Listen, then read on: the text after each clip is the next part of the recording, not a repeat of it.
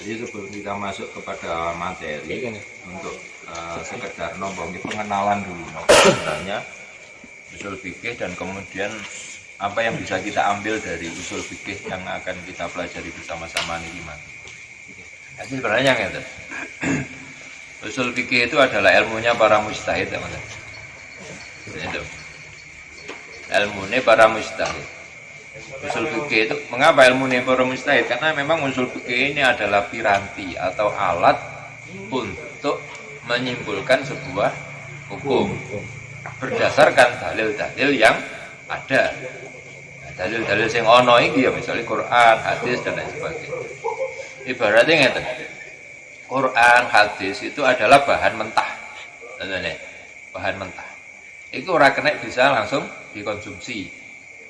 Lek barang mentah langsung dikonsumsi akibatnya mabuk. Ngoten nah. Ya ono pugung moro-moro dipangan dikreketi ngoten akhirnya mabuk. Kemudian lek pugung ireng ngoten. Kacau ngono. Jadi harus tahu dulu, dideteksi dulu.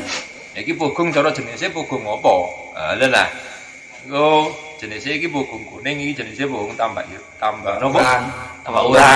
Iki jenisnya pugung ireng, ae dideteksi dhisik. Mulai wis dideteksi baru bisa digunakan. Oh, iki kanggo tape baguse. Oh, iki gawe gaplek misalnya. Oh, iki gawe gatot misalnya ngono ya. Iki lek kudu ojo gak ngerti kan. Ini sebuah gambaran. Jadi usul fikih ini untuk memilah dan memilih dalil sehingga sesuai dengan apa yang diinginkan oleh mujtahid itu. Nah, yang diinginkan oleh mujtahid itu apa? Mengetahui hukum sesuatu yang terjadi kabeh kan mesti ana hukume. Tidak ada satupun perbuatan mukallaf yang lepas dari hukum Allah. Awake lungguh ana hukume. Kita berdiri ada hukumnya, minum ada hukumnya, makan ada hukumnya, rokokan ana hukume, gak rokokan ya ana hukume. Padha-padha ana hukume rokokan. Ae. Jadi semua af'alul mukallaf pasti ada hukumnya. Lah, lek nek kabeh af'alul mukallaf iki ana hukume, kan berarti mujtahid itu dituntut untuk bisa mengetahui hukumnya apa ini. Nah, ada satu pekerjaan, nah terus hukumnya apa? Nah, pekerjaannya mukallaf ini sangat tidak terbatas. Sangat tidak terbatas bisa. Tidak terbatas. Orang no enteke. Kan no enteke. Nah, sedangkan sumbernya hukum, dalilnya itu sudah habis. Artinya wis ora kira tambah meneh. Quran is 30 juz ora dadi 40. Ya, 114 surat. Bener ya? 114 surat enggak akan ditambah lagi. Hadis ya wis iku, gak kira ditambah meneh. Dalilnya sumbernya sudah tidak ada lagi. Nah, dari 30 juz untuk menghukumi semua aktivitas kita sebagai mukallaf, ini lek kabeh ana nang nggone Quran, kabeh ana nang nggone hadis kan ndak mungkin. Akan berapa jilid nanti Quran itu. Jadi pirang juz niku akhire. Ora mek 30 iso dadi swidak, iso dadi pirang atus niku mari. Kalau setiap apa yang dilakukan oleh mukallaf itu semuanya ada di Al-Qur'an secara detail. Nah, maka ini diperlukan adanya satu alat. Nah, alat dalam tanda kutip bukan koyo mikroskop ngono ya. Ada satu metodologi ya, nah, cara bagaimana memahami Al-Qur'an agar bisa menemukan hukum sesuatu yang sekarang sedang terjadi. Misalnya saya ini rame-rame corona, akhirnya ada yang memberi fatwa Jumatan libur dulu. Ya udah, jamaah ora usah di masjid, di omah dhisik. Iki nek Quran nandi, ndak ono. Hadise ono. Ndak ono. Nah, makanya ini diperlukan cara bagaimana mengolah apa yang sudah ada di dalam Al-Quran sehingga bisa menghukumi niki mangko. Nah, ini makanya saya katakan tadi bahwa usul fikih ini adalah ilmunya para mujtahid. Dalam arti diperlukan oleh mujtahid untuk mengolah dalil-dalil yang sudah ada sehingga menjadi sebuah kesimpulan hukum. Dan terus apa awake belajar wong awake duduk mujtahid. Kita belajar usul fikih ini bukan untuk menelurkan hukum, bukan untuk menyimpulkan sebuah hukum sendiri, bukan untuk menjadi mujtahid sendiri, enggak. Ya kecuali sih kalau sampean mampu, kalau kita mampu. Kalau mampu ya monggo lah, mari ngono dadi mujtahid ana Imam Arif. Imam Arif Al-Wadubi. Misalkan ya. Ya bisa ya monggo mawon. Tidak ada yang menutup apa pintu ini. Ngeci ya. Terus apa tujuannya? Nah tujuannya adalah agar kita bisa menelusuri cara berpikir para mujtahid. Metodologi yang beliau gunakan ini seperti apa? Sehingga ketika kita sudah mengetahui atau minimal kita mengenal bagaimana para mujtahid itu menyimpulkan sebuah hukum dari dalil Al-Quran maupun hadis, cara itu bisa kita gunakan untuk mengembangkan fikih yang sudah bisa kita kenal. Sehingga ketika orang itu paham dengan usul fikih, ditambah lagi paham dengan qawaidul fiqhiyah, maka ketika dia membaca, misalnya membaca teks kitab-kitab klasik, misalnya maca Fathul Qorib, maca Fathul Mu'in, bisa meneliti apa sebenarnya yang melatar belakangi teks itu mangko. Ya misalnya yang sedang kita pelajari ini mangko ya, masalah wakaf. Apa sih kok misalkan bongkar masjid ini kok kemudian tidak boleh kemudian langsung dijual, kemudian langsung diberikan kepada orang lain bongkaran ini mangko. Apa yang melatar belakangi itu mangko?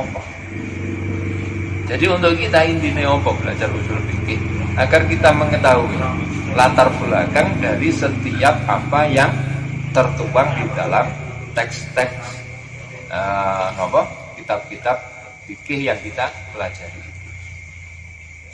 Oh ini kok kita perlukan karena ngeten kitab-kitab itu kan dikarang ratusan tahun yang lalu. Nah, ratusan tahun yang lalu belum tentu situasinya sama dengan sekarang. Zaman terus berubah.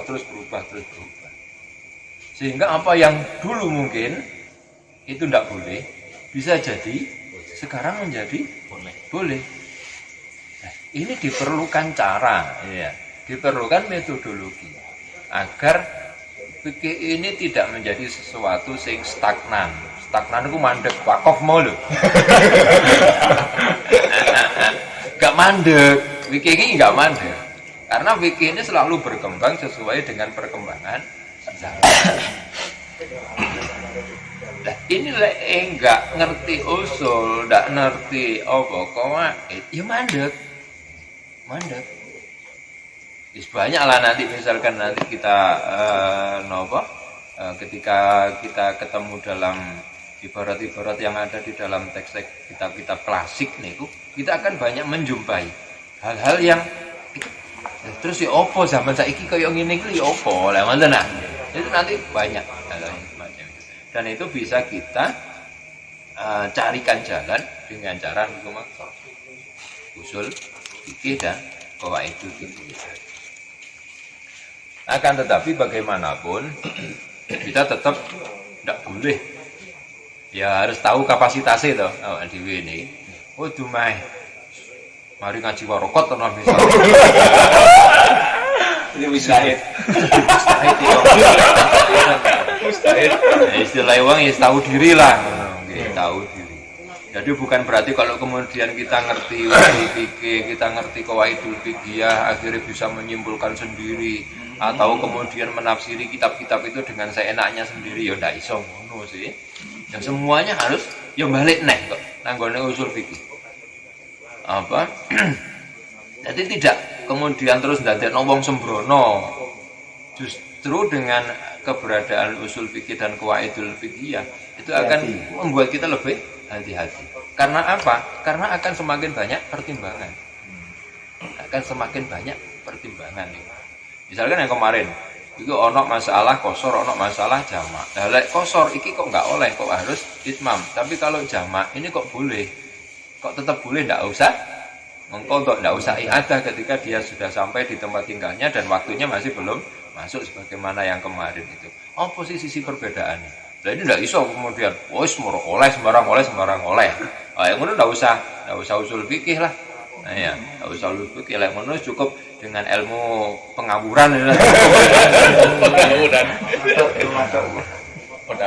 Jadi satu intinya kita belajar usul fikih ini tadi kita tidak terus maringono lali dengan kapasitas kita akhirnya ngukumi dhewe golek-golek ayat dhewe golek hadis dhewe sok komentar sok iso ngoten niku ya tidak semacam itu, tapi kita lebih kepada memahami apa yang diinginkan oleh ulama-ulama terdahulu yang termaktub di dalam kitab-kitab yang sedang kita pelajari.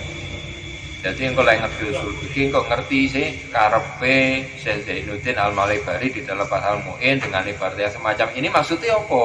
Adalah kok moro-moro ujuk-ujuk nak nggone napa Fathul Qorib misalnya sumal miyahu ala arba'ati aksamin, kemudian amir itu ada 4 macam. Ada sing tohirun mutahhir, ada tohirun ghairu mutahhirin, ada tohirun makruhun istimaluhu, ada maun najisin. Kok moro-moro ujuk-ujuk kok ngene iki hadis endi? Lah ngono lho. Hadis endi? Quran endi? Ayat endi? Nah iso. Ini kita jawab kalau kita tidak paham usul fikih itu. Jadi intinya kita untuk memahami apa yang diinginkan oleh para musonef itu. Sehingga dengan demikian kita tidak akan terjebak dengan teks iku mangko, sehingga akhirnya teks-teks iku mangko dianggap ini sesuatu sing gak iso berubah. Nah, dianggap ini sesuatu yang gak bisa berubah, kok akhirnya mangko kayak saya katakan tadi bahwa fikih itu akhirnya menjadi sesuatu sing stagnan, mandek, grek, wakof.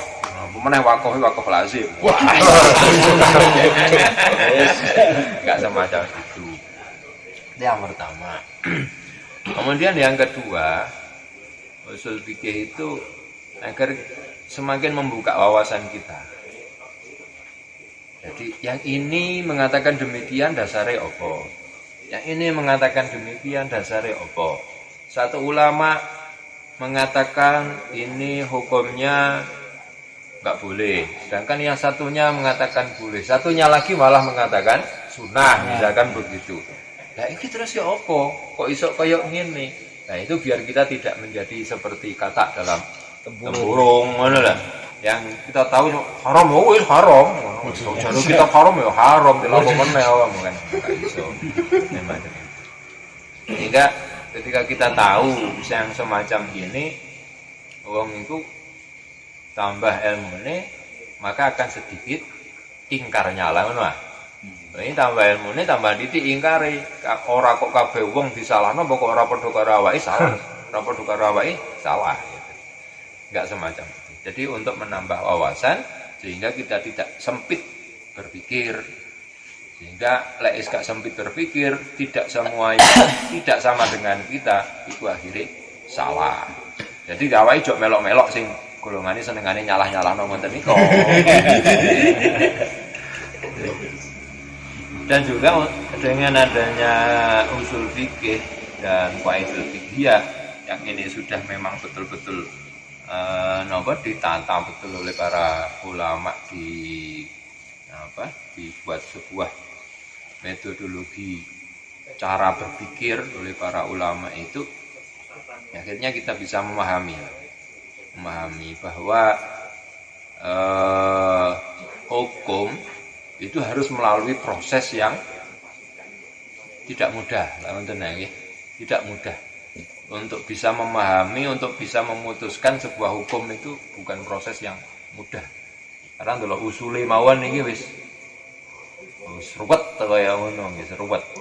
Nah, sehingga dengan demikian maka ketika kita menemukan ada kelompok yang iki misalnya hanya berdasar 1-2 hadis, kemudian ini dibuat modal untuk menyalah-nyalahkan yang lain, nah ini kita bisa tahu bahwa apa yang sebenarnya mereka salahkan itu ternyata juga ada dasarnya, Sehingga lek koyo ngeten mboten enten. Mungkin kabeh dimaknani apa anane. Kabeh diterjemahkan dengan apa adanya dan dilakukan sesuai dengan apa adanya. Hadis ya wis isine hadis koyo lafate ngono ya wis dimaknani ngono, pengetrapane ya ngono. Tidak semacam itu. Ngoten akhirnya malah sempit. Jadi itu napa nggih?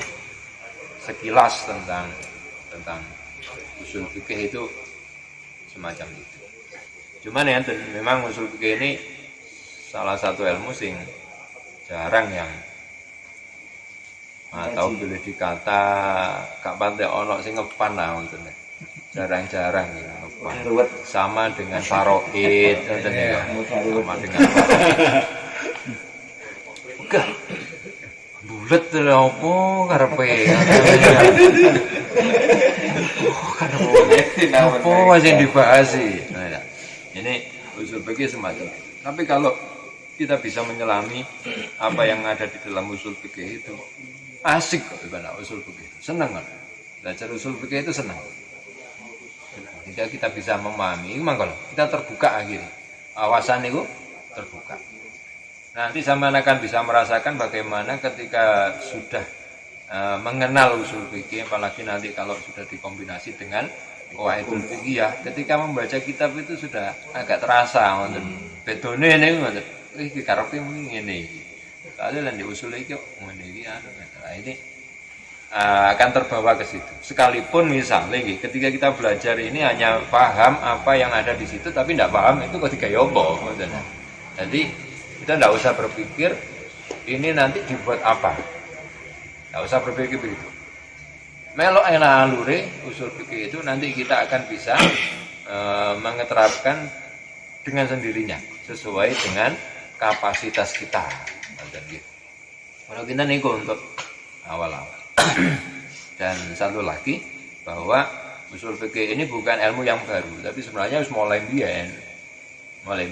Zamannya sahabat bagaimana beliau menerjemahkan apa yang dimaksud oleh Rasulullah itu saja sudah menggunakan usul fikih.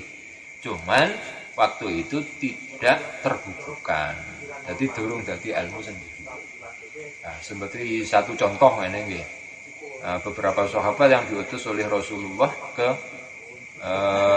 Quraidah. Rasulullah pesan la tusallil asra illa fi Quraidah. Jangan sholat asar kecuali di Quraidah. Berangkat sahabat niki mangko tengah perjalanan mancing asar. Diperkirakan sampai nanggone Quraidah waktu asar sudah habis. Ya Allah, akhirnya terbelah sahabat niku. Wis dawuhe Kanjeng Nabi mangko aja salat asar kejaba ndek kono, ya mau aku. Wis pokok gelem gak gelem ya salat asar ndek kono. Yang satunya enggak. Lah mangko kan kudu dipahami, maksudnya Kanjeng Nabi ku apa? Maksudnya Kanjeng Nabi itu bukan kok kita tidak boleh salat asar di selain Quraidah. Tapi maksudnya Rasulullah itu cepet-cepet tok ojo sampai nang Quraidah iku kedisian asar. Itu maksudnya Kanjeng Nabi cara diterjemahno awakmu ojo ngelemer cepet cendang sampai kono.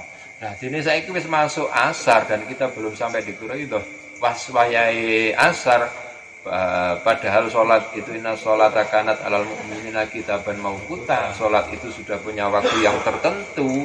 Ya, maka harus kita lakukan sekarang. Terbelah. Akhirnya ono sing sholat, ono sing ora, ono sing sholat, ono sing terus. Nah, ini sebenarnya juga usul fikih. Bagaimana memahami sebuah ungkapan Rasulullah mangko. Ono yang memahaminya secara hakikatan. Jadi opo anane ngono iku mangko. Tekstual. Ada yang memahami didelok ilate. Didelok maksude iki opo. Nah, ini juga sudah pengeterapan usul fikih. Cuman zaman biyen durung ono usul fikih itu belum ada, belum ditulis lah maksudnya, belum ditulis. Nah, ternyata yang dua-duanya ini sampai kepada Rasulullah mengabarkan apa yang mereka alami dan Rasulullah juga hanya tersenyum, tidak menyalahkan satu atau yang lain. Jadi berarti ya omong kabeh padha bener. Nah, lugu. Dalam Lugu. Ya, satunya lugu, satunya pinter. Sanes lugu yo terlalu tawadu. Jadi itu diantara nih. Nah, kemudian terus ini nggak ada, jadi belum tertulis. Baru tertulis itu ketika Imam Syafi'i menulis sebuah kitab namanya Ar-Risalah. Nah, sebenarnya Ar-Risalah itu bukan tujuan Imam Syafi'i menulis kitab, itu bukan. Tapi namanya juga Ar-Risalah. Ini seperti panduan nantinya. Ini kan surat sebenarnya. Ar-Risalah ini kan surat. Jadi hanya catatan-catatan kecil ngoten yang diberikan kepada salah satu santrinya itu. Jadi inilah pedoman untuk menggali sebuah hukum niku mangko di dalam Ar-Risalah niku. Cuman karena Ar-Risalah niki bahasanya Imam Syafi'i dan Imam Syafi'i itu bahasanya memang bukan bahasa pasaran. Nah, bawahnya bahasa pasaran, bahasa TKW itu. Hei, kan ada ya. Soalnya semuanya kayak swargo. Soalnya menurut bahasanya Imam Syafi'i ini sudah balik betul, sastranya betul luar biasa, sehingga wajib untuk memahami Ar-Risalah itu juga gak gampang, angel. Nah, termasuk niki opo sih kita yang mengikuti madzhab Imam Syafi'i jarang yang mempelajari Al-Um. Soalnya kangelan. Kangelan. Oh, ini kangelan.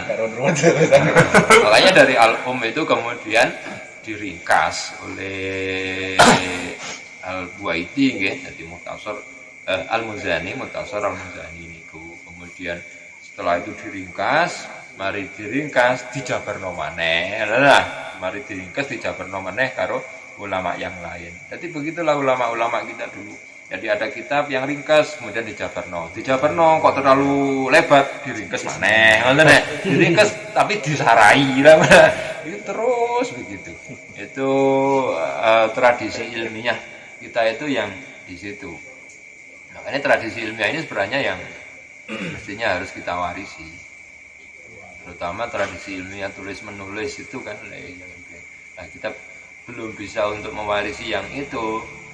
Paling tidak ya apa sih yang jadi warisannya itu betul-betul kita pelajari. Saya salah satunya gitu, termasuk Basul Masail itu kan warisan, ya, warisan. Ini kalau tidak kita rawat, karena itu salah satu nobong ya, salah satu cara kita untuk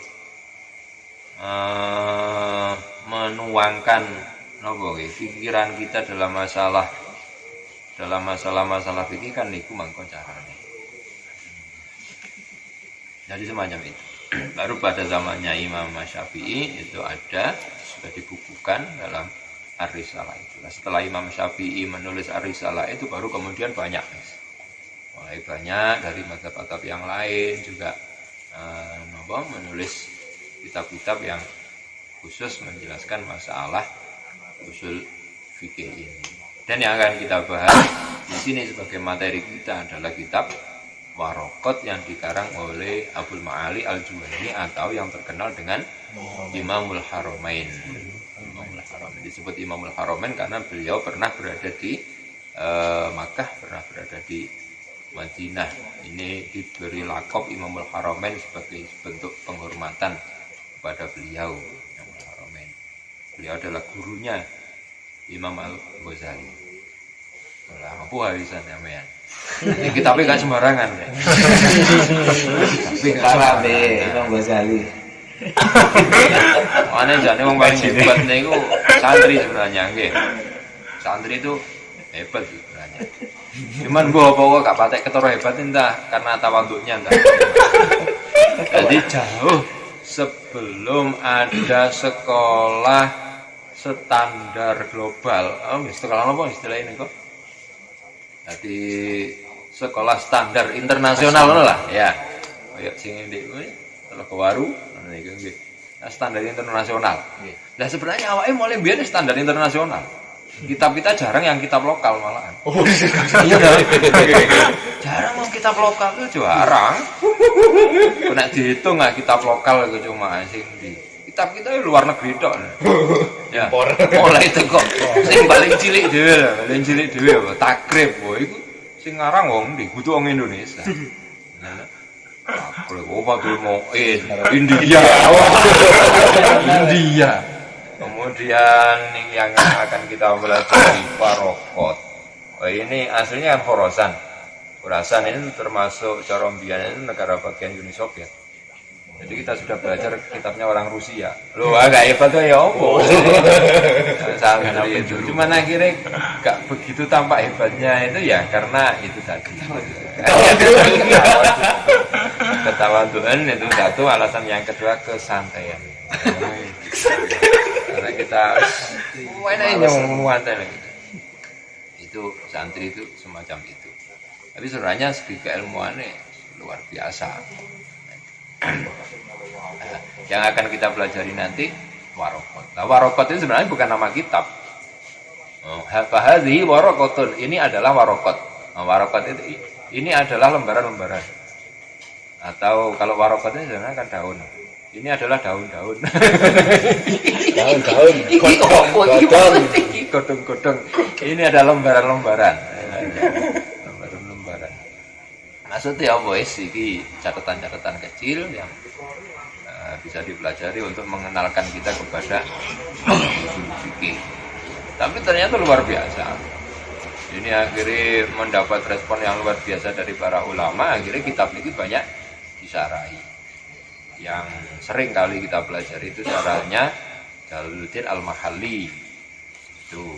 Kemudian dari Jalaluddin Al-Mahalli dikasih hasyiah oleh Syekh Ad-Dimyati ya, ada juga sarahnya sarahnya warokot itu disarai oleh Imam Ar-Romli, namanya Ghayatul Ma'mul.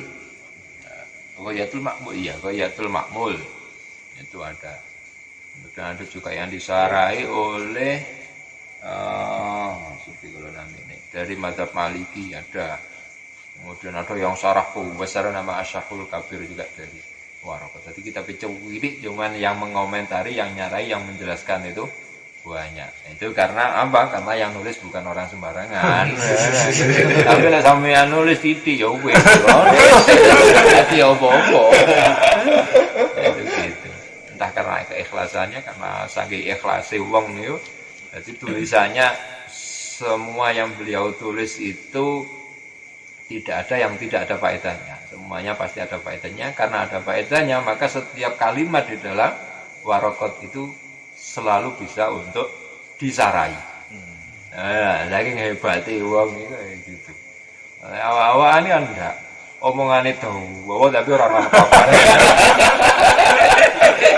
Tapi beliau bisa meringkas hanya dalam. Jadi kalau masih ditulis sak lembar cukup gitu. Itu enggak ono ombo itu kan ombo nih sarai. Ndadekno ombo itu karena khasiahnya. Jadi sak kitab. Umpamane ditulis warokote tok itu sak lembar cukup. Atau 2 lembar lah paling banyak. 2 lembar kertas folio cukup. 1 lembar kertas folio itu cukup. Saking tipise. Tapi luar biasa barokah, luar biasa ilmu yang ada di dalam warokot. Nah, makanya monggo niki kita mulai, mudah-mudahan ini bisa menambah nopo nggih. Menambah wawasan, juga menambah semangat kita untuk semakin mencintai LBM. Minum wonge sampai telakno rene. Memberi semangat. Kalian harus tanglet ini usul fikih kali ulum tafsir itu kok enten sedikit kesamaan apa terus pun ini kayak nasaman so terus macam enten ulum tafsir gitu.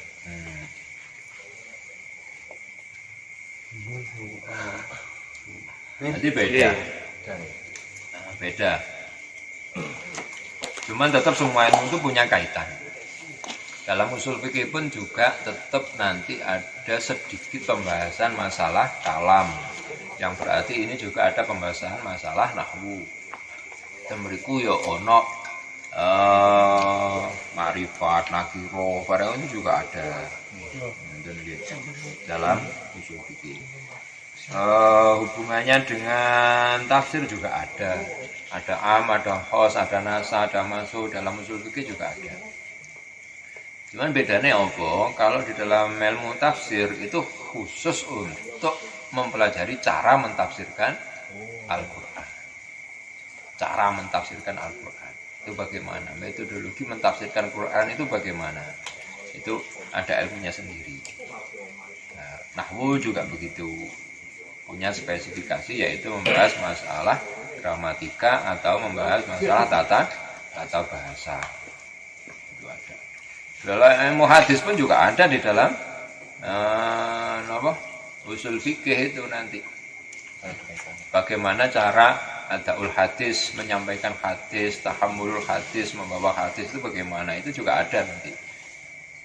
Makanya usul fikih ini mencakup semua ilmu.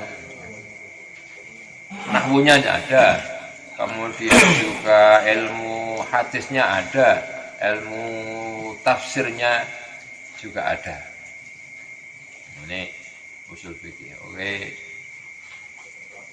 Kalau mempelajari usul fikih itu berarti mempelajari semuanya nanti. Semuanya itu mencakup. Cuman tidak secara keseluruhan. Nanti misalnya tafsir, ilmu tafsir itu tidak semuanya dimasukkan di dalam usul fikih, sekalipun itu terkait dengan usul fikih. Ya mungkin belajar usul fikih sama sudah dianggap paham terhadap ilmu tafsir. Nah, kan, kalau sudah belajar usul fikih sama sudah dianggap paham terhadap ilmu nahwu. Ngoten dadi nih. Kalau sudah belajar usul fikih maka nanti dianggap sudah paham ilmu hadis, mustalahul hadis. Dianggap wis paham ngono karo Amin. Cuma dianggap. Kan alhamdulillah kan dianggap ngono. Jadi agoni. Jadi kalau kinten niku untuk napa nggih sekedar pengenalan kita kepada usul fikih, utamanya kitab Barokot yang akan kita pelajari bersama-sama. Nah, selanjutnya waktu kami serahkan kepada Gus Fuad yang bisa langsung dimulai dan nanti kita diskusikan apa yang